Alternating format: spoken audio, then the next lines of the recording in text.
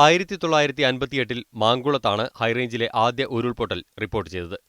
200-ലധികം വീടുകൾ നിലംപൊത്തുകയും 13 പേർ മരിക്കുകയും ചെയ്ത ദുരന്തമായിരുന്നു അത്.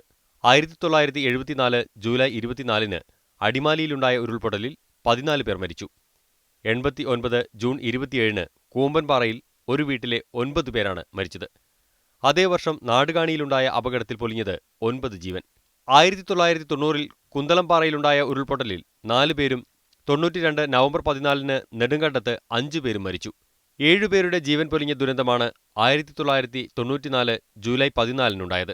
97 ജൂലൈ 22-ന് പഴമ്പള്ളിച്ചാലിലാണ് ജില്ലയെ നടുക്കിയ അടുത്ത ദുരന്തമുണ്ടായത്. മലവെള്ളപ്പാച്ചിലിൽ അന്ന് ഒലിച്ചുപോയത് 19 പേർ.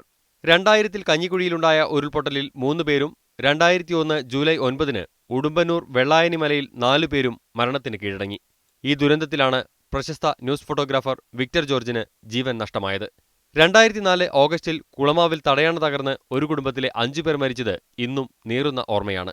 2005 ജൂലൈ 25, 26 തീയതികളിൽ മൂന്നാർ അന്തോണിയാർ കോളനിയിൽ 10 പേർ മരിച്ചു. 2007 സെപ്റ്റംബർ 17-ന് പന്നിയാർ പെൻസ്റ്റോക്ക് പൈപ്പ് ദുരന്തത്തിൽ 8 ജീവനുകളാണ് പൊലിഞ്ഞത്.